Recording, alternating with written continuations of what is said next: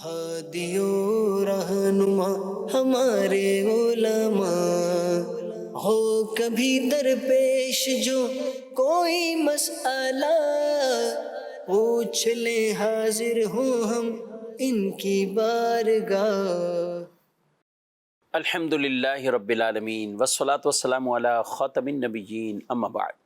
فاعوذ باللہ من الشیطان الرجیم بسم اللہ الرحمن الرحیم الصلاة والسلام علیک یا رسول اللہ وعلی آلک واصحابک یا حبیب اللہ الصلاة والسلام علیک یا نبی اللہ وعلی آلک واصحابک یا نور اللہ۔ مدنی چینل کے ناظرین، پروگرام دارالافتاء اہل سنت میں آپ کو خوش آمدید کہتے ہیں۔ حضور اکرم صلی اللہ علیہ وآلہ وسلم کا فرمان عظمت علی شان ہے، من صلی علیہ صلاۃ کتب اللہ لہ قراۃ والقراۃ مثل احد، کہ جو مجھ پر ایک بار درود بھیجتا ہے اللہ پاک اس کے لیے ایک قرات اجر لکھ دیتا ہے، اور یہ ایک قرات احد پہاڑ کی مثل ہے۔ صلو علی الحبیب صلی اللہ تعالی علی محمد صلی اللہ علیہ وآلہ وسلم، صلاۃ و سلام علیک یا سیدی یا رسول اللہ۔ ناظرین کرام، آج کے ہمارے پروگرام میں شامل ہیں مفتی محمد کفیل رضا تھاری، ان کو خوش آمدید کہتے ہیں۔ جی جناب، کیسے ہیں؟ جزاک اللہ خیر، الحمدللہ علی کل حال۔ ماشاء اللہ۔ بڑھتے ہیں، ہمارے پاس کچھ ویڈیو سوالات ہیں، تو دیکھتے ہیں ہمارے ناظرین کیا پوچھنا چاہتے ہیں۔ میرا مفتی صاحب سے یہ سوال ہے کہ مریض کو تیمم کرنا کب جائز ہے؟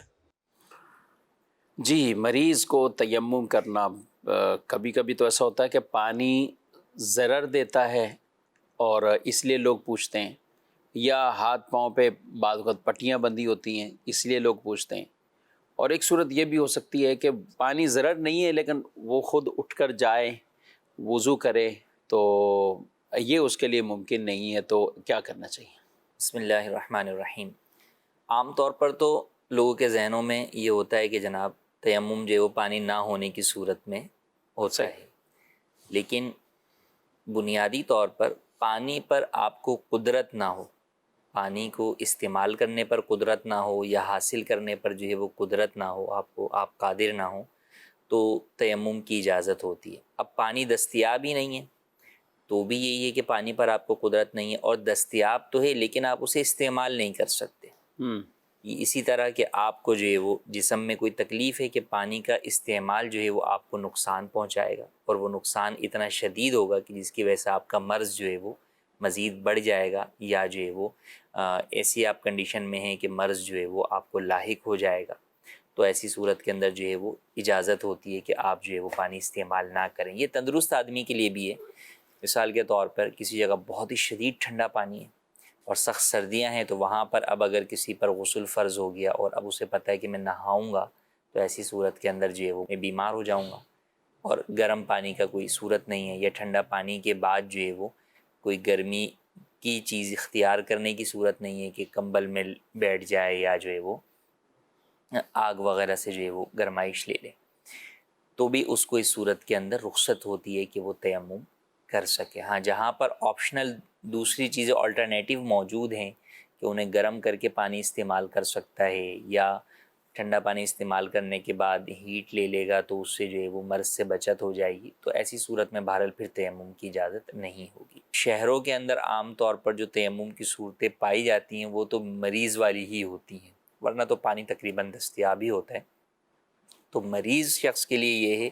کہ اگر وہ پانی استعمال نہیں کر سکتا، اب اس میں بھی تھوڑی سی جو ہے وہ وضاحت اور تفصیل ہے اس اعتبار سے کہ بسا اوقات ہوتا ہے کہ ایک شخص ہے کہ اس کے ہاتھ میں جو ہے وہ فریکچر ہے، صحیح، وہ صرف ہاتھ پر پانی استعمال نہیں کر سکتا، تو اس کو تیمم کی اجازت نہیں ہے کہ پورا ہی جو ہے وہ وضو چھوڑ دے، نہیں، وہ اپنے اس ہاتھ کے اوپر یا تو اوپر سے پانی بہائے گا کوئی چیز لپیٹ کر، یا جو ہے وہ مسح کر لے گا۔ لیکن جو بقیہ اعضائے وضو ہیں، چہرہ ہے، اس کا ہاتھ ہے، پیر ہیں، یہ سب سر کا مسح جو اس نے کرنا ہے، یہ تمام چیزیں جو ہے وہ کرے گا وہ، تو اس صورت میں تیمم کی اجازت نہیں ہے۔ ہاں، جو مکمل طور پر ہی جو ہے وہ عاجز آ گیا ہے، اس کا پورا جسم ہی خدا نخواستہ جل گیا ہے، جھلس گیا ہے، یا کوئی اور ایسی بیماری ہے، پھوڑے پھنسیاں نکل گئی ہیں کہ اب اس کو جو ہے وہ پانی پہنچانا نقصان دہ، اور جسم کے اکثر حصے کے اوپر یا اعضائے وضو کے اکثر حصوں کے اوپر جو ہے وہ اس کا یہ معاملہ ہے تو پھر اسے جو ہے وہ تیمم کی اجازت ہوتی ہے۔ اسی طرح جو آپ نے صورت بیان کی کہ یہ سب چیزیں تو کر سکتا ہے، لیکن چل کر اسے پانی کے پاس جانا ہے، جی اور وہ چلنے سے ہی جو ہے وہ عاجز ہے، خدا نخواستہ فالج کا جو ہے وہ مریض ہے، وہ چل ہی نہیں سکتا، ہل ہی نہیں سکتا، تو ایسی صورت میں اگر کوئی دوسرا شخص موجود ہے ٹھیک، جو اس کو وضو کروا سکتا ہے تو یہ اس کی مدد لے کر وضو جو ہے وہ کرے گا۔ اور اگر کوئی دوسرا شخص فری میں موجود نہیں ہے اور اس کے پاس مال موجود ہے جس کے ذریعے سے یہ اسے ہائر کر سکتا ہے اچھا، کہ وہ جناب اس کو وضو کروائے، تو بھی ایسی صورت میں اسے ہائر کرنا ہوگا تاکہ یہ اسے وضو کروائے۔ ہاں مالی اعتبار سے اس کے پاس اتنا مال ہی نہیں ہے کہ کسی کو ہائر کر سکے، اور فری میں کوئی کروانے والا جو ہے وہ نہیں ہے، یہ بھی نہیں کر سکتا کہ یہ کوئی ایسا بندوبست کر لے کہ پانی اپنے قریب جو ہے وہ رکھوا لے کہ بھئی چل کے تو نہیں آ سکتا لیکن پانی کی ٹنکی کوئی قریب کروا لے کہ یہ وہاں پر جو ہے وہ وضو کر سکے، تو پھر ایسی صورت کے اندر بھی اسے تیمم کی اجازت ہوگی۔ یعنی یہ کتنی اہم باتیں آپ یہ بیان کر رہے ہیں کہ کسی کو ہائر کرے، ملازم رکھ لے اس خدمت کے لیے۔ یعنی آدمی ویسے دیگر چیزوں کے لیے تو دیکھتا ہے کہ میری یہ ضرورت ہے، گھر کے اندر کوئی ماسی ہے یا دیگر کچھ اور اس طرح کے، یا اپنی خدمت کے لیے بعض اوقات ڈرائیور ہوتے ہیں، کچھ اور ملازم رکھ لیتے ہیں، تو نمازوں کے اعتبار سے بھی اگر اس کو بالکل یہ کرنا اہمیت ہے چاہیے، مطلب۔ خاص طور پہ ہم دیکھیں نا کہ جب کئی لوگ ہوتے ہیں جن کے والدین دادا دادی وغیرہ بیمار ہوتے ہیں تو ان کے لیے ہم جو ہے وہ نرس کا جو ہے وہ اہتمام کرتے ہیں، ان کی طبیعت کے اعتبار سے، اچھا ان کے کھانے کے اعتبار سے الگ جو ہے وہ کوک رکھتے ہیں، تو وہیں ہمیں چاہیے کہ ان کی نمازوں کا بھی خیال کرتے ہوئے ان کی پاکی ناپاکی کے لیے بھی کوئی نہ کوئی جو ہے وہ ایسا فرد رکھیں جو شریعت کے دائرے میں رہتے ہوئے ان کے ان معاملات کو بھی پورا کرے تاکہ وہ نماز جو ہے وہ پڑھ سکے، کیونکہ دیکھیں نماز تو کسی حال میں معاف نہیں ہے، جب تک آپ کی عقل سلامت ہے تو اگرچہ آپ جو ہے وہ لیٹے ہوئے ہیں آپ کو اشارے سے نماز پڑھنی ہوگی، صحیح، لہٰذا لیکن اس اشارے سے نماز پڑھنے کے لیے بھی آپ کو پاک ہونا ہوگا، وضو آپ کو کرنا ہوگا، یا وضو پہ قادر نہیں تو تیمم کرنا ہوگا، تو یہ چیزیں بھی بہرحال جو ہے وہ آپ کو کرنی ہوتی ہیں، یا بس اوقات کسی کی مدد لے کے کرتے ہیں آپ، یا کوئی دوسرا جو ہے وہ آپ کو کرواتا ہے، تو اس بات کا خیال رکھنا چاہیے کہ ہمیں اپنے ان بزرگوں کو جو بیمار ہیں، مریض ہیں، معذور ہیں، ان کو جہاں بقیہ سہولتیں فراہم کر رہے ہیں وہیں ان کی آخرت کے لیے بھی جو ہے وہ امون سہولیات فراہم کریں تاکہ وہ اپنے اوپر لازم ہونے والی عبادات کی ادائیگی جو ہے وہ کما حقہ کر سکیں۔ ٹھیک، ماشاءاللہ۔ اور کئی گھرانوں میں ایسا ہوتا بھی ہے، اور یہ بیسک یہ ہے کہ والدین کی تربیت ہوتی۔ اب والد خود نماز پڑھتے رہے، پھر اپنے بچوں کو بھی اس کام پہ لگایا، نمازیں پڑھائیں، تو ان کے دلوں میں بھی ایک نماز کی عظمت، محبت بیٹھی ہوتی، تو وہ بھی پھر تعاون کرتے ہیں۔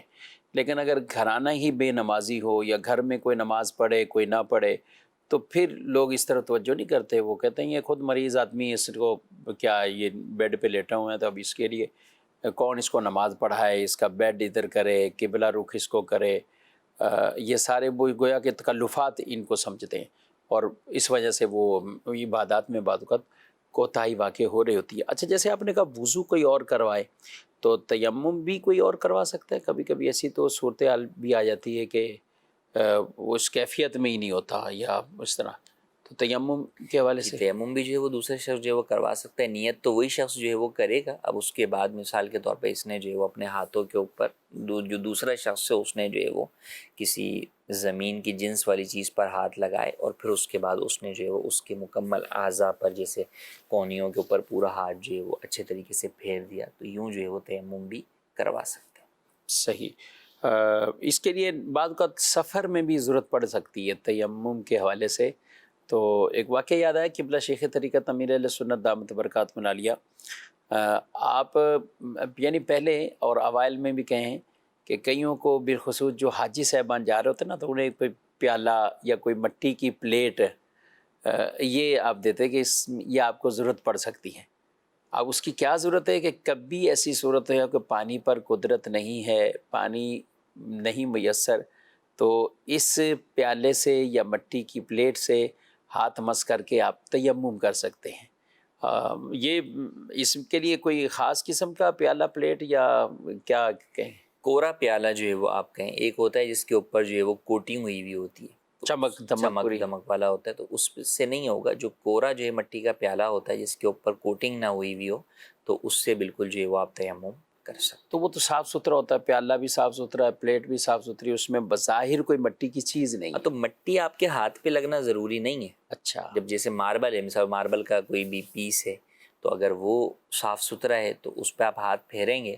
تو آپ کے ہاتھ پہ کچھ تھوڑی لگے گا. لیکن وہ ماربل چونکہ خود پتھر ہے، یا عام طور پر کوئی بھی چکنا پتھر آپ کا جو پتھر ہے، تو ٹھیک ہے، وہ اگر آپ کے پاس ہے اور آپ اس کے اوپر جو ہے وہ ہاتھ پھیر کر اچھی طریقے سے، تو اس سے بھی آپ جو ہے وہ تیمم کر سکتے. تو مٹی پہنچانا ضروری نہیں ہے، مٹی کی چیز سے آپ کا ہاتھ مس ہو. صحیح. تو یہ مٹی کی ضروری جنس ہے. سے کوئی بھی. مٹی کی جنس سے جو ہے وہ کوئی چیز، اب وہ چاہے پتھر ہو، چاہے ریت ہو، چاہے دھول ہو، تو کسی بھی اس طرح کی چیز سے ہو سکتا ہے. اب اگر دیوار ہے اور وہ اس کے اوپر جو آئل پینٹ وغیرہ نہیں ہوا ہوا، تو اس دیوار کے اوپر بھی آپ ہاتھ پھیریں، آپ کے ہاتھ میں کچھ بھی بھلے نہ آئے، لیکن چونکہ جو دیوار ہے وہ خود جو ہے وہ مٹی کی ہے، تو ایسی صورت کے اندر جو ہے وہ بالکل اس سے آپ کا جو ہے وضو ہو جائے گا، تیمم ہو جائے گا. جی مزید سوال. میرا مفتی صاحب سے سوال ہے کہ مفتی صاحب، اکثر لوگوں کو دیکھا گیا ہے کہ وہ قرآن خوانی کے لیے جاتے ہیں اور اس کے جو ہے وہ قرآن پاک کے پڑھنے کے پیسے وغیرہ لیتے ہیں یا آنے کا مطالبہ کرتے ہیں. تو اس بارے میں بتا دیں کہ یہ طریقہ کار درست ہے؟ جی دیکھیں، قرآن کریم کی تلاوت کرنے کے پیسے لینا یہ جائز نہیں ہے. وہ چاہے قرآن خوانی کی صورت میں کوئی جو ہے وہ لے، چاہے تراویح کی صورت میں لے، یا اس کے علاوہ چاہے جو ہے وہ کسی کی قبر پر یا کسی کے گھر پر آ کر قرآن پڑھنے کے بدلے میں. جو تلاوت قرآن کی اجرت لینا جو ہے وہ حرام ہے، تو اس کی ہرگز اجازت نہیں ہے. فی سبیل اللہ جو ہے وہ قرآن کریم کی تلاوت کرنی چاہیے. اور جہاں یہ بات معروف ہے کہ بھئی جو ہے وہ دی جاتی ہے، تو وہاں ضروری ہے کہ آپ پہلے سے انہیں انکار کر دیں واضح طور پر کہ جناب میں قرآن کریم کی تلاوت یا قرآن خوانی کے لیے اگر ہم آپ کے گھر آ رہے ہیں تو ہم اس کا کوئی عوض نہیں لیں گے، کسی بھی صورت میں، نہ کھانے کی صورت میں، نہ اور کسی چیز کی صورت میں. اب آپ نے انکار کر دیا، پھر انہوں نے جو ہے وہ کھانے وغیرہ کا اگر کوئی اہتمام جو ہے وہ کیا ہوا ہے لنگر کے طور پر یا ویسے، تو پھر اس کو کھانے میں جو ہے وہ حرج نہیں ہے. لیکن قرآن کے بدلے میں، قرآن کے عوض کے طور پر جو ہے وہ لینا، چاہے واضح طور پر طے کر کے آپ لیں یا انڈرسٹوڈ طور پر طے ہو کہ جناب جو ہے وہ کچھ نہ کچھ لیا دیا جائے گا ہی، بصورت دیگر کوئی قرآن خوانی کے لیے آئے گا ہی نہیں، تو ایسی صورت کے اندر جو ہے وہ یہ لینا دینا جائز نہیں ہے. یہ سوال ہے کہ نماز کا اتنا وقت باقی نہیں ہے کہ وضو کر کے آئیں، سفر میں ہوں، تو کیا تیمم کر کے نماز پڑھ سکتے ہیں؟ جی، اس میں دو صورتیں. دیکھیں، نماز کا اتنا وقت باقی نہیں ہے کہ آپ نماز مکمل جو ہے وہ کریں. اب یہاں نماز سے مراد جماعت نہیں ہے، نماز اصل ہے کہ آپ کی نماز قضا ہونے کا خوف ہے. تو دیکھیں، فجر، جمعہ اور عیدین، ان تین نمازوں کے اندر تو یہ حکم ہے کہ وقت میں نماز شروع ہو اور وقت میں ہی ختم ہو. تو اس میں تو آپ کو اتنا وقت چاہیے ہوگا کہ آپ کم سے کم جو ہے وہ فرض ادا کر سکیں پوری 2 رکعت.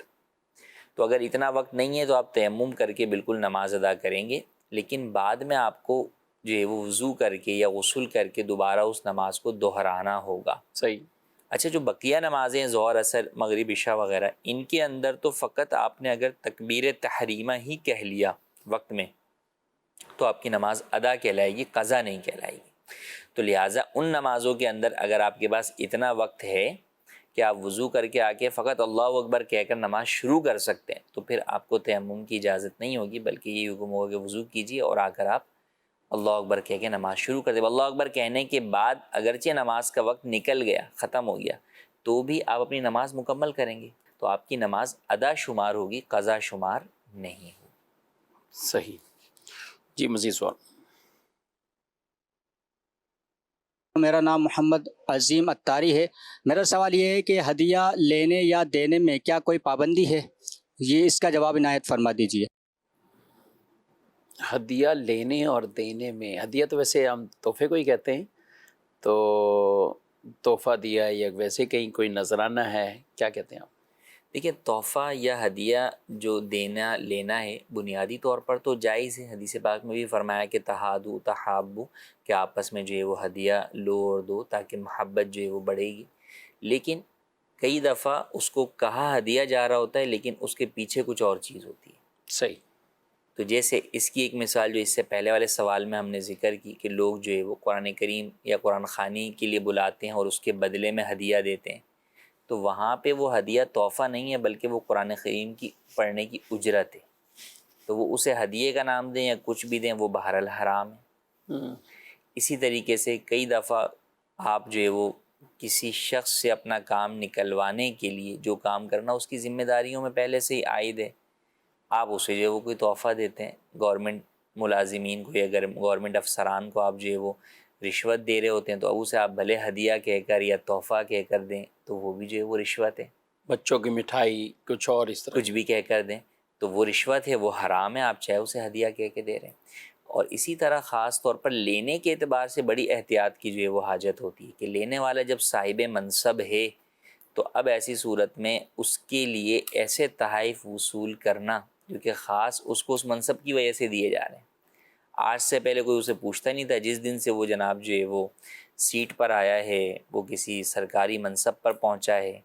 یا سرکاری نہیں، عام طور پہ ہمارے یہاں بھی عام دعوت اسلامی کے ماحول میں وہ نگران بن گیا ہے، یا اور جامعہ کے اندر آپ دیکھیں کہ اساتذہ کے اعتبار سے کئی دفعہ وہ کسی منصب پر جو ہے وہ ہیں، تو اب وہاں پر سامنے والے کا تحفہ لینا کئی صورتوں میں وہ رشوت کا باعث بن سکتا ہے کہ وہ آپ کو آپ کے منصب کی وجہ سے تحفہ دے رہا ہے۔ اب آپ کہیں بھئی ابھی تو وہ کوئی اپنا کام نہیں کروا رہا، وہ ابھی کام نہیں کروا رہا، لیکن جب وہ کام بولے گا تو آپ اس تحفے کی وجہ سے منع نہیں کر سکے کہ یار اتنا کچھ تو اس نے میری خدمت کی، اب اس کا چھوٹا سا کام میں نہ کروں۔ تو یہ بات ہوتی ہے، تو وہ تحفہ جو ہے وہ گویا کہ آپ کی زبان کو جو ہے وہ گویا کہ کاٹ کے رکھ دیتا ہے، سامنے والے کے سامنے آپ حق بات کبھی نہیں بول پاتے، آپ اس کی ناحق معاملے کے اندر جو ہے وہ طرفداری جو ہے وہ کر بیٹھتے ہیں۔ تو اس لیے بنیادی طور پہ تحفہ جائز ہے، لیکن وہی تحفہ جب رشوت بنتا ہے یا وہ اجرت کے نام پر جو ہے وہ تحفہ کہلاتا ہے لیکن ہوتا وہ اجرت ہے اور وہ اجرت حرام ہوتی ہے، تو بہرحال وہ جائز نہیں ہے، وہ پھر حرام ہو جاتا ہے۔ ٹھیک۔ اچھا، ایک ہدیہ ان دنوں میں بطور خاص چل رہا ہوتا ہے، حجاج کرام حج کر کے واپسی آئے ہیں اور کچھ آ چکے ہیں، کچھ آ رہے ہیں، جی، تو ان سے بھی ہدیہ لیا جاتا ہے، دیا کم جاتا ہے حاجیوں کو اور ان سے وصول کیا جاتا ہے، تو ایسی صورت میں یہاں کیا آپ کہیں گے؟ ایک تو ہوتا ہے نارمل کھجور پانی، جی، لیکن کھجور پانی بھی ہر ایک تک پہنچانا یا پہنچنا کتنا ایک مشکل معاملہ ہے۔ وہ بیچارے حجاج کرام ویسے پریشان ہوتے ہیں کیونکہ 20 کلو بعض اوقات بیگ میں وزن الاؤ ہے، یا اگر زیادہ کر لیں کہ 30 کلو، تو اب 30 kg وزن الاؤ ہے، اور وہ یہاں سے آلریڈی 15 16 15 16 کلو کا اپنا یعنی بیگ سامان تو یہاں سے لے کے گئے ہوئے ہیں، یا 20 کلو کر لیں تو بہت مشکل ہوتا ہے کہ سامان مزید ایڈ ہو جانا، تو کیا کہیں گے آپ اس پہ کچھ؟ دیکھیں یہاں پہ بھی یہ کہ ہدیہ ایک ہے دینا اور ایک ہے لینا، اور ایک یہ کہ زبردستی وصول کرنا، ہاں، تانے دے کر لینا۔ جی،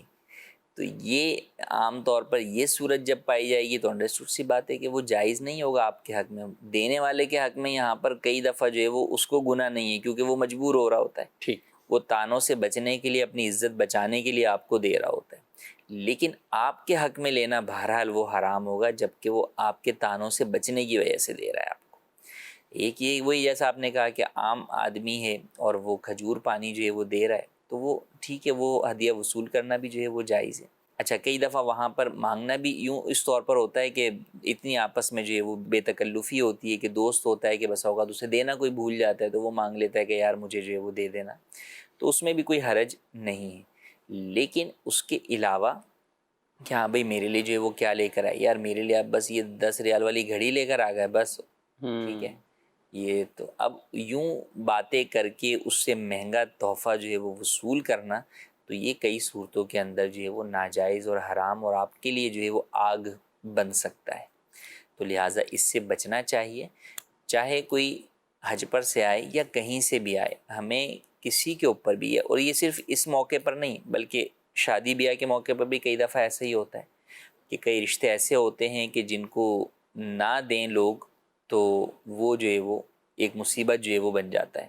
تو اب وہ ان کا منہ بند کرانے کے لیے، خاموش کرنے کے لیے ان کو کچھ نہ کچھ جو ہے وہ لوگ دیتے ہیں،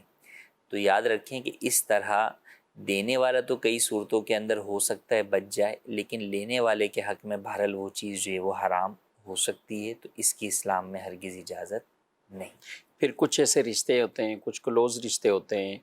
پھر بعض ایسے ہوتے ہیں کہ جنہوں نے اپنی بیٹیوں کی آگے شادیاں کی ہوئی ہیں، تو اب ان کے سسرال والے بطور خاص گفتگو کرتے ہیں یا ان سے تقاضا کرتے ہیں یا ان بیچاری بچیوں کو تانا دیتے ہیں کہ آپ کے والدین گئے تھے تو کیا لے کر آئے۔ جی اچھا، اب وہ چلے اپنی بیٹی کو کچھ دیں تو پھر داماد کو کیا دیا، ساس سسر کو کیا دیا، ان کی نندوں کو کیا دیا، تو بات کا تو ایسا مجبور نہیں کر دیتے لوگوں کو کتنا۔ جی بالکل ایسے ہی، یعنی واضح طور پر تو کوئی نہیں کہتا کہ یار آپ جو ہے نا وہ ہمیں کیوں نہیں دیا یا ہمیں یہ دے دیں، لیکن وہی جو آپ نے کہا کہ اصل ہوتا ہے کہ لوگ تان و تشنی کے ذریعے سے سامنے والے کو مجبور کر دیتے ہیں، اور وہ شخص اس تان و تشنی سے بچنے کے لیے اپنی عزت بچانے کے لیے دے رہا ہوتا ہے۔ تو ہو سکتا ہے آپ جب کسی کو کہیں گے ہم نے تھوڑی بولا تھا کہ ہمیں دیں، ہم نے کوئی زبردستی تھوڑی کی تھی، آپ نے زبردستی نہیں کی تھی، لیکن آپ نے وہ کچھ کیا تھا کہ سامنے والا بہرحال جو ہے وہ زبردستی ہی آپ کو دے رہا تھا، کیونکہ اگر وہ نہیں دیتا تو آپ کی زبانیں جو ہے وہ بند نہیں ہو سکتی تھیں۔ تو لہٰذا ایسے لوگوں کو سوچنا چاہیے کہ وہ اپنے لیے جو ہے وہ آگ کا سامان جو ہے وہ جمع کر رہے ہیں، ان کے حق میں یہ ساری چیزیں جو ہے وہ حرام ہو جائیں گی۔ آپ کتنا ہی کہیں کہ نہیں جناب ہم نے تو لیتے وقت ان کو کہا تھا اپنی مرضی سے جو چاہے دے دیں، لیکن جو پیچھے آپ نے پوری جو ہے وہ جال بچھایا ہے ان سب چیزوں کو دینے کے لیے، اب وہ آپ لیتے ہو بولے نہیں رہنے دینے، نہیں کوئی اس کی کیا ضرورت تھی، یہ تکلف کرنے کی کیا ضرورت تھی، تو ان سب باتوں کی پھر کوئی حیثیت نہیں رہ جاتی۔ بہرحال جب ہمیں شبہ بھی ہو کسی شخص کے بارے میں کہ یار یہ مجبوراً ہمیں یہ چیز دے رہا ہے، تو ہمیں ایسی صورت کے اندر وہ چیز نہیں لینی چاہیے۔ کھجور پانی کا تبرک تو اب میں سمجھتا ہوں بہت پیچھے رہ گیا ہے، یعنی ایک طرح کا، یعنی یا لوگ اس کو اتنی اہمیت نہیں دیتے، اور یا کھجور بھی ہیں تو بہت اعلیٰ قسم کی کھجوریں ان کو مزید اب جدت ہے تو وہ چاہیے، اور یا وہ تبرک کے طور پر 2-4 ہوں لیکن بقیہ پورا بیگ بھرا ہوا ہونا چاہیے جو تحفے تحائف کا۔ پھر حجاج بھی کیا کرتے ہیں، یہاں آتے ہیں یا تو پاکستان میں حج کرنے سے پہلے ہی وہ یہ خریداری کر کے رکھ لیتے ہیں جی کہ یہ سامان رکھ لو بعد میں ان کو دینا ہے، اور یا بعد میں آ کر یہ خریداری کر رہے ہوتے ہیں، اور کئی وہاں بھی بیچارے پریشان رہتے ہیں۔ مدنی چینل کے ناظرین یہاں گفتگو کروں گا تو ہمیں اپنے بھائیوں کو، رشتہ داروں کو اس حوالے سے بڑا ریلیکس رکھنا چاہیے۔ اب بلکہ میں تو وہ مشورہ دوں گا کہ کوئی جائے نا، آپ عمرے کے لیے جائے، حج کے لیے جائے، بغداد شریف جائے، کسی اور مقدس مقام پہ جائے، آپ ایسا اسے ریلیکس کر کے بھیجیں کہ آپ نے ہمارے لیے کچھ بھی نہیں لانا، ہمیں بہت کچھ ہے، یہاں سب کچھ ہے، اور آپ یعنی ذہنی طور پہ اسے پرسکون رکھیں، ورنہ یقین کیجئے وہاں جا کر بھی وہ بیچارے پریشان ہوتے ہیں۔ یہاں رہ کر شاید رشتہ داروں کو یاد نہ کرتے ہوں، وہاں ایک ایک کو گن کے یاد کرتے ہیں، ان کے بچوں کو یاد کرتے ہیں کہ کون ہے، کس کے کتنے بچے ہیں۔ تو ریلیکس رکھنا چاہیے تاکہ ذہنی طور پر پرسکون طریقے سے وہ وہاں پہ عبادات کے معاملات بجا لا سکیں۔ مزید کچھ ایس ایم ایس شامل کرتے ہیں۔ سوال ہے کفیل صاحب، یہ کہتے ہیں کہ کچھ لوگ یہ کہتے ہیں کہ اسکول کی جو کاپیز وغیرہ ہوتی ہیں تو ان پر جو عربی میں اللہ پاک کے نام ہیں یا اور اس طرح کے یہی ناموں کے حوالے سے ہیں، تو کہتے ہیں ان کو الگ کر کے ان کو جلا دینا چاہیے، ورنہ کاپیز ادھر ادھر لوگ پھینکتے رہتے ہیں، تو کیا کہیں گے آپ؟ دیکھیں مقدس ناموں کو جلانا نہیں چاہیے۔ مقدس ناموں کے حوالے سے حکم یہ ہے کہ انہیں جو ہے وہ آپ ٹھنڈا کر دیں پانی کے اندر، یا زمین میں ایسی جگہ دفنا دیں جہاں پر پیر کسی کا نہ پڑے۔ تو لہٰذا اس طریقے کا اختیار، پوری کاپی تو آپ نہیں جو ہے وہ کریں، ان میں آپ کو پتہ ہے کہ اس طرح کی اسکول کی کاپیز کے اندر بعض جو ہے وہ چیپٹرز ہوتے ہیں جو اسلامک ٹاپک پر لکھے ہیں اس کے اندر ہوتے ہیں، تو ان چیپٹرز کے آپ وہ جو ہے وہ صفحات نکال لیں، یا آپ کو دکھ رہا ہے تو آپ اس جگہ سے وہاں پہ جہاں مقدس نام لکھا ہوا ہے اسے آپ جو ہے وہ ہٹا دیں۔ باقی اس کے علاوہ بقیہ کاپی کو آپ جلانا چاہیں تو وہ ٹھیک ہے، آپ جلا سکتے ہیں، لیکن مقدس نام، مقدس جو ہے وہ عبارات، انہیں جو ہے وہ نکال کر آپ الگ کر لیں اور پھر انہیں جو ہے وہ پانی میں ٹھنڈا کر دیں۔ جی मुफ्ती साहब की बारगाह में अर्ज है कि वतन इकामत से वतन असली की तरफ जब सफर हो तो दरमियान में जो फासला और जो सफर करना होगा जो 92 किलोमीटर से ऊपर है, इसमें कसर करेंगे या फिर इसमें भी पूरी ही नमाज पढ़ी जाएगी? इस हवाले से रहनुमाई फरमा दीजिए। मज़ीद ये भी इरशाद फरमा दीजिए कि अगर वतन असली से कोई शख्स किसी मकाम सफर करता है और वो जगह 92 किलोमीटर से ज्यादा है और 15 दिन से कम वहां पर जा रहा है, अब उसका इरादा ये है कि वो वहां जाएगा, फिर 1-2 दिन बाद या एक दिन के बाद, एक रात के बाद कई दूसरी जगह, वो 92 किलोमीटर से जो कम है लेकिन 15 दिन से कम वहां पर रह रहा है, वो वहां चले जाएगा। यूं ये एक मुसाफिर वाली एरिया से दूसरी जगह जा रहा है। इस हवाले से रहनुमाई फरमा दीजिए कि क्या यहाँ पर जब वो दूसरी जगह जाएगा वो मुसाफिर ही रहेगा या फिर चूंकि 92 किलोमीटर से कम है तो फिर वो कसर नहीं करेगा तीसरी जगह पर? क्या बात है आपका। यानी सवाल काफ़ी इन्होंने शिक्कों के साथ किया है और इस्तिलाहात के साथ ये सवाल है। हमारे कई नाज़रीन हो सकता है कि उस सवाल को सही तरह शायद समझ भी ना पाए हों और वतन इकामत से वतन असली की तरफ वो सफ़र कर रहे हैं। तो ये वतन इकामत अलग होते हैं, वतन असली अलग होते हैं? देखिए, वतन असली से मुराद आपका वो वतन या वो जगह, अच्छा वतन से मुराद यहाँ पर कंट्री नहीं है बल्कि सिटी या गांव है, विलेज है। तो अब जहाँ पर आप पैदा हुए वो आपका वतन असली होता है। और इसी तरह अगर आप किसी एक जगह पर मुस्तकिल सुकूनत इख्तियार कर लें, हमेशा के लिए रिहाइश वहाँ पर इख्तियार कर लें, वहाँ पर आप शादी कर लें और वहीं पर आपका हमेशा रहने का इरादा हो, तो वो भी आपका वतन असली कहलाता है। वतन इकामत कोई भी ऐसी जगह जहाँ पर आप जा रहे हैं और वहाँ पर आपका 15 दिन या उससे ज़्यादा रहने का इरादा है, तो ये आपका टेम्परेरी गोया के वतन बन जाता है, तो ये वतन इकामत कहलाता है। तो सबसे पहले ये दो इस्तिलाहात जो इस सवाल में भी ज़िक्र की गई उसको मैंने जो है वो आपको वाज़े किया कि वतन असली किसे कहते हैं और वतन इकामत किसे कहते हैं। अच्छा, वतन असली का फ़ॉर्मूला ये है कि आप कहीं से भी आ रहे हैं, जब आप अपने वतन असली में, अपने आबाई शहर में, आबाई गाँव में आप पहुँच गए, तो वहाँ अगर आपका एक दिन भी रहने का इरादा है तो आप वहाँ नमाज मुकम्मल अदा करेंगे, क्योंकि वो आपका आबाई शहर है, असली जो है वो आपका वतन है। जबकि आप किसी और जगह अगर गए हैं, आप अपने वतन असली से किसी और जगह गए हैं, वतन इकामत में गए हैं या कहीं भी गए हैं, तो वहाँ पर जब तक आप 15 दिन या उससे ज़्यादा रहने की नीयत नहीं करेंगे, तो अगर आपके वतन असली और उस जगह के दरमियान का डिस्टेंस 92 किलोमीटर या इससे ज़्यादा का है, तो आप वहाँ पर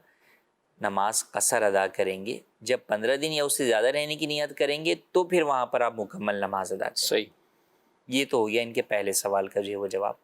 दूसरा सवाल इनका ये कि कोई शख्स जो है वतन असली से निकला और किसी एक जगह पर गया और वतन असली से इस दूसरी जगह का दरमियान का जो फासला है ये 92 किलोमीटर या इससे ज़्यादा का है, और इस दूसरी जगह पर ये शख्स 2 दिन ठहरता है और फिर उसके बाद आगे मिसाल के तौर पे इसको 50 किलोमीटर जो है वो जाना है और फिर वहाँ पर जाकर ये शख्स जो है वो ठहरता है। तो ऐसी सूरत में ये पहली जगह पर भी और दूसरी जगह पर भी, दोनों जगह पर नमाज कसर ही अदा करेगा, जब तक कि इन दोनों में से किसी भी एक जगह जो है वो उसका 15 दिन या उससे ज़्यादा रहने का इरादा ना। अगर 15 दिन या उससे ज़्यादा रहने का इरादा है तो नमाज मुकम्मल अदा करेगा। हाँ, अगर जो है वो 15 दिन से कम रहने का इरादा है, तो चूँकि पहला सफ़र जो उसका हुआ है वतन असली से वतन इकामत का जो सफ़र हुआ ये कितना है, 92 किलोमीटर या इससे ज़्यादा का है, तो लिहाजा ये दोनों जगह उसकी मुसाफरत वाली बनेंगी, तो अपनी मुसाफिर वाली नमाज अदा करेगा। लेकिन अगर कोई शख्स वतन असली से पहले एक जगह पड़ाव करता है, वहाँ 50 किलोमीटर पर, वहाँ पर उसका जो है वो क़याम है 2 दिन, फिर उसके बाद वहाँ से वो आगे जो है वो करता है 50 किलोमीटर, अब यहाँ उसका क़याम है 2 दिन। तो अब देखा जाए तो अपने वतन असली से तो यहाँ तक वो 100 किलोमीटर आ गया है, लेकिन ये मुसलसल नहीं आया, बल्कि बीच में पड़ाव किया है 1 दिन का या 2 दिन का, फिर उसके बाद अगली जगह आया है, तो ये दोनों जगह पर अपनी नमाज मुकम्मल ही अदा करेगा। सही। इन दोनों जगहों के ऊपर वो मुसाफिर करार नहीं पाएगा। فرسٹ ٹائم کم از کم یا بعد میں بھی کسی بھی جگہ پر 92 کلومیٹر جہاں پر اس کا کنٹینیو سفر جو ہے وہ ہوگا اور پھر ٹھہرے گا تو پھر مسافر جو ہے وہ بنے گا، یا اس سفر کے دوران بھی جو ہے وہ مسافر جو ہے وہ رہے گا۔ لیکن جب اسے جانا ہی 50 کلومیٹر ہے، وہاں ایک آدھ دن جو ہے وہ رہنا ہے، پھر اس کے بعد جو ہے وہ آگے جانا ہے، پھر جو ہے وہ 50 کلومیٹر پر ایک آدھ دن رہنا ہے، تو اس طرح اگر 50 کلومیٹر کرتے ہوئے اس کو 4-5 جگہوں پر بھی جو جانا ہو، ان 4-5 جگہوں پر جانا ہی اس کا اصل مقصد ہو، وہاں میں ہر جگہ ہی وہ ٹھہر رہا ہے، تو ایسی صورت میں ان تمام جگہوں کے اوپر جو ہے وہ کیا مسافر نہیں بنے گا بلکہ مقیم ہی رہے گا اور سب جگہ پر مکمل نماز ادا کرے گا۔ صحیح، یعنی یہ ہر ایک کو اس حوالے سے اپنا جو بھی شیڈول ہے سفر کا اس کے مطابق معلومات لینی بالکل معلومات کرنی چاہیے اور بنے گا لینی چاہیے معلومات۔ مقیم بن جائے گا اور کبھی ایسا ہوگا کہ مقیم ہے، اب جیسے یہی شخص اس طرح ڈراپ یعنی کہ مختلف جگہوں پہ اسپاٹ کے اوپر رکتا ہوا جو ہے وہ گیا، 5 جگہ جو ہے وہ پہنچ گیا۔ اچھا یہ ہوتا بھی ہے، کئی لوگ ایسے ہیں ریکوری کے لیے جاتے ہیں، کئی کمپنیز کی انسپیکشنز کے لیے جاتے ہیں، ان کی کمپنی کے مختلف آؤٹ لیٹس مختلف چھوٹے چھوٹے شہروں کے اندر ہیں۔ اب وہ کیا ہے، وہ کوئی 40 کلومیٹر پر ہے، کوئی 50 کلومیٹر پر ہے، کوئی کہیں ہے، تو یوں ان کو 5-10 جگہ جو ہے وہ جانا ہے۔ اب جب انہیں واپس پلٹنا ہے نا، تو اب مثال 200 کلومیٹر سے واپس آنا انہوں نے اصل جگہ کے اوپر، تو اب وہ واپسی میں مسافر ہو جائیں گے دوران سفر، کیونکہ اب انہیں کیا رکتے ہوئے نہیں آنا ہے، اب ڈائریکٹ جو ہے وہ انہیں آنا ہے۔ تو مثال کو یہاں کراچی سے کوئی شخص جو ہے وہ جا رہا ہے، تو اب یہاں راستے میں جو ہے وہ کسی نے ایک جگہ پہ اسٹے جو ہے وہ کیا، پھر اس کے بعد آگے اسٹے کیا، مختلف جگہوں پہ رکتے رکتے 50 کلومیٹر کر کے جو لاہور تک پہنچ گیا۔ یعنی یہ 50 کلومیٹر اس کا باقاعدہ مستقلاً ایک اسٹے ہو اور وہاں کام، وہاں اس کا جو ہے وہ کام نارمل پیٹرول پمپ پہ رکا ہے یا کھانے یہ کے مراد نہیں ہے، یہ تو چیزیں جو ہے وہ ضمنی طور پر ہیں۔ اچھا، ایک ہی کہ اسے جانا ہی وہاں پہ، مقصود ہی وہاں پر ہے کہ بھئی یہاں ہی مجھے جانا ہے اور اس کام سے جو ہے وہ جانا ہے۔ ٹھیک ہے، یعنی یہاں ایک میٹنگ ہے، جی یہاں کچھ پیسے لینے ہیں، کچھ ان سے کوئی بات چیت کرنی ہے، سودا طے کرنا ہے، پھر آگے اس طرح کا۔ بالکل، تو اس طرح وہ شخص لاہور تک بھی پہنچ گیا تو وہ مسافر نہیں رہا، لیکن اب اسے پتا ہے کہ بھئی لاہور سے واپس مجھے ڈائریکٹ کیا ہے ٹرین پکڑنی ہے اور کراچی آنا ہے، تو اب جب وہاں سے ڈائریکٹ آئے گا تو اب یہ واپسی کا سفر اس کا کیا ہے 92 کلومیٹر سے بہت زیادہ مسافت کا ہے، صحیح، تو لہٰذا واپسی میں سفر کے دوران جتنی بھی نمازیں آئیں گی وہ مسافر والی نماز ادا کرے گا۔ ٹھیک ہے، بعض اوقات فیملیز بھی ساتھ ہوتی ہیں تو اس اعتبار سے بھی احکامات وہ سیکھنے چاہیے۔ اچھا چلیں، بات چلی فیملیز کی بھی، بعد سسرال جب جاتے ہیں، اپنے سسرال گئے اپنی بیوی کے ساتھ، بیوی تو اپنے آبائی گھر چلے گی اور یہ ان کو لے کے گئے، کیسے نماز پڑھیں گی یہ وہاں میں؟ دیکھیں بیوی جو ہے وہ جب شادی ہو کے دوسرے شہر میں آ گئی تو اس کا جو آبائی گھر تھا وہ اب اس کا وطن اصلی نہ رہا۔ صحیح، مطلب حیدرآباد سے شادی ہوئی، کراچی آ گئی، جی، تو اب حیدرآباد اس کا وطن اصلی نہیں رہا بلکہ اب کراچی اس کا جو ہے وہ آبائی شہر ہو گیا، کہ اس کے شوہر کا آبائی شہر یہی ہے، وہ یہیں پر جو ہے وہ شوہر کے ساتھ ہمیشہ کے لیے جو ہے وہ رہنے کے لیے آ گئی ہے۔ تو اب اگر وہ جب وہاں جائے گی حیدرآباد تو ایسی صورت میں وہاں پر وہ مسافر والی نماز ہی ادا کرے گی جب تک 15 دن یا اس سے زیادہ رہنے کا ارادہ نہیں ہے۔ صحیح ہے، اور شوہر بھی جو ہے وہ پوری نماز ادا نہیں کرے گا، پوری نماز جو ہے وہ ادا نہیں کرے گا بلکہ مسافر والی ہی ادا کرے گا، کیونکہ شوہر کا جو ہے وہ وہاں پہ کچھ بھی نہیں ہے، سسرال جو ہے وہ کوئی وطن اصلی جو ہے وہ نہیں ہے۔ تو لہٰذا جب بھی 15 دن سے کم رہنے کے ارادے سے جائیں گے تو ایسی صورت میں وہاں پر میاں بیوی دونوں قصر نماز ادا کریں گے۔ ٹھیک ہے، اچھا دونوں ہی حیدرآباد کے ہیں، شادی بھی حیدرآباد میں ہوئی، شوہر بھی حیدرآباد کے ہیں، جاب کراچی میں، اب وہ بیوی کو بھی ساتھ لیا اور فیملی سمیت یہاں شفٹ ہو گئے۔ جی، اب ایک یہ ہوتا ہے کہ بھئی جاب کی خاطر میں کراچی میں ہوں، جب تک جاب ہے ٹھیک ہے، جس دن جاب ختم ہوگی واپس میں نے حیدرآباد ہی جانا ہے۔ صحیح، ایسی صورت میں کراچی ان کا وطن اقامت ہے، وطن اصلی نہیں ہے، کیونکہ یہاں ہمیشہ رہائش کے لیے نہیں آیا، تو لہٰذا جب بھی حیدرآباد جائیں گے تو نماز مکمل ادا کریں گے چاہے ایک دن کے لیے جائیں، اور کراچی جب بھی آئے، مثلا وہ کراچی آئے اور ان کا ارادہ ہے کہ بھئی کراچی ہم آئیں گے، 1 ہفتہ رکیں گے، اس کے بعد عمرے پر جانا ہے، تو اب کراچی میں بھی نماز جو ہے وہ مسافر والی ادا کریں گے۔ صحیح، کیونکہ ان کے لیے کراچی وطن اقامت تھا، تو لہٰذا 15 دن سے جب بھی کم رہنے کا ارادہ ہے تو یہاں پہ نماز کیا کریں گے، مسافر والی ہی جو ہے وہ ادا کریں گے۔ یا پتہ ہے میاں بیوی آئے ہیں اور پتہ ہے کہ بھئی 1 ہفتے بعد دوبارہ واپس حیدرآباد جانا ہے، تو بھی ایسی صورت میں جو 1 ہفتہ وہ یہاں پر رکے ہوئے ہیں تو وہ یہاں پر مسافر ہیں، مسافروں والی ہی نماز ادا کریں۔ یعنی آپ سمجھتے ہیں اس میں کتنے لوگ بے توجہی کی وجہ سے کہ وہ تو آنا جانا ہے، بس کراچی ٹھیک ہے میری جاب کا جی ہے اور ایسے ہی ہفتے بعد بھی اگر واپسی جانا ہے تو وہ کون سا اتنا کوئی خیال رکھتے ہیں؟ یعنی ان چیزوں کا بھی بہرحال انہیں خیال رکھنا ہوگا۔ بلکہ میں کہوں کہ ہماری فیلڈ سے متعلق ایک امام صاحب تھے پنجاب کے، تو وہ امامت بھی کرتے ہیں، تدریس بھی کرتے ہیں، یہ وہ بیانات بھی کرتے ہیں، تو بیانات کے لیے دور دور شہروں میں جانا ہوتا ہے. اچھا ان جہاں امامت کرتے ہیں وہ ان کا وطن نہیں ہے، وہ وہاں پہ وطن اقامت والی صورت ہے. جی. اب میں نے ان کو ایک مرتبہ ان کو کہا کہ یہ جو آپ اتنی دور دور سفر کر کے جاتے ہیں اور پھر واپسی آتے ہیں اور پھر آپ کو 4 دن بعد دوبارہ جانا ہے بیان کرنے، کہیں اور جانا ہے،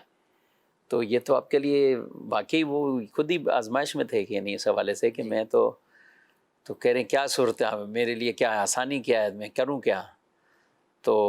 کیا کہیں گے آپ ان کو؟ یا اسی کو وطن اقامت وطن اصلی بنائیں یا پھر اپنے وطن اصلی میں جا کے امامت کر لیں؟ ہاں وطن اصلی میں امامت کر لیں تو مسئلہ ہی حل ہے. اور اس کو پھر وطن اصلی بنانے کا مطلب یہ ہے کہ بھائی جب شادی کر کے یہیں پہ ہمیشہ رہنے کا جو ہے وہ ارادہ جو ہے وہ کر لیں، تو پھر ایسی صورت یعنی وہ لاہور میں بڑے شہر میں، تو اب اس کا مطلب یہ ہے کہ وہ تصور نہیں ہے کہ وہ دوبارہ اپنے گاؤں میں یا اس علاقے میں جا کر کچھ خدمت یا کچھ کام کر پائیں گے. ظاہر ایک شہری زندگی اور اس کے معاملات میں، تو اب اس کو کیا ایسا ہو سکتا ہے کہ اپنا آبائی علاقہ چھوڑ کر اس لاہور کو وہ وطن؟ جی بالکل جو ہے وہ ہو سکتا ہے، لیکن وہی کہ سچی نیت ہو اس کی اور پتہ ہو کہ بھئی وہ جانا نہیں. اب کئی لوگ ایسے ہوتے ہیں جو کہ فقط کام کی غرض سے ہی ہوتے ہیں. صحیح. جیسے عام طور پہ ہم دیکھیں کئی مختلف شہروں سے جو ہے وہ روزگار کے لیے کراچی میں لوگ جو ہے وہ آتے ہیں، عام مزدور طبقہ ہوتا ہے، تو وہ صرف یہی ہوتا ہے کہ بھئی آج یہاں کاروبار جب تک روزگار ہے تو ٹھیک ہے ورنہ چلے جائیں گے. لیکن جیسے ہماری فیلڈ سے وابستہ بہت سارے افراد وہ ہوتے ہیں کہ جو مکمل طور پر ہی شفٹ ہو چکے ہوتے ہیں، تو لہٰذا وہ جب ان کا یہی ہے کہ بھئی اب ہمیشہ یہیں رہنا ہے کراچی میں ہی یا کسی بھی بڑے شہر کے اندر، تو وہ بالکل اسے جو ہے وہ اپنا اس شہر کو اپنا نیا وطن اصلی بنا سکتے ہیں. اچھا بیرون ملک کے اعتبار سے اگر بات کریں، کئی لوگ شفٹ ہو جاتے ہیں اور ان میں سے ایک تعداد ہوتی ہے کہ 30 سال بھی 25 سال بھی. میں بھی ابھی لاسٹ افریقہ گیا تھا تو اس طرح کے کئی افراد ملے تو جن کو دینی گویا کہ کہیں کہ ہمارے والد آئے تھے اور ہم تو یہیں پیدا ہوئے ہیں اور پھر یہیں کے. تو ایسے افراد کے لیے وہ اپنا وہاں پہ اگرچہ ان کا ویزا اور اقامہ وغیرہ جو بھی بنتا ہے اس کو رینیو کیا جاتا ہے، یہ سب چیز، تو ان کے بھی وطن اصلی کے کوئی اقامت ہے؟ دیکھیں جو پیدا ہی وہیں ہوئے ہیں وہ تو ان کا وطن اصلی ہی جو ہے وہ ہو گیا، ٹھیک ہے نا، جبکہ ان کے والدین بھی شروع سے جو ہے وہ وہیں جو ہے وہ رہ رہے ہیں. البتہ کئی دفعہ ایسا ہوتا ہے کہ یہاں سے گئے ہوئے ہوتے ہیں اور ان کو یہ ہوتا ہے کہ بھئی ہم جو ہے وہ یہاں پر رہ رہے ہیں، لیکن جب تک جاب ہے جب تک ہے، اگرچہ وہ جاب چھوٹنے والی نہیں ہوتی، لیکن اگر جاب چھوٹ جائے گی تو ان کے ذہن میں یہی ہوتا ہے کہ بھئی پلٹنا گئے واپسی جو ایک تو جاب والا ہے، ایک جنہوں نے اپنی فیکٹریاں لگا دی، جنہوں نے اب وہ افراد تو ہمیشہ کے لیے وہیں پہ رہنے کے لیے جو ہے وہ چلے گئے، انہوں نے اپنی فیملیز اپنا کاروبار سب کچھ ہی وہیں پر جو ہے وہ کر لیا، تو وہ وہاں کے جو ہے وہ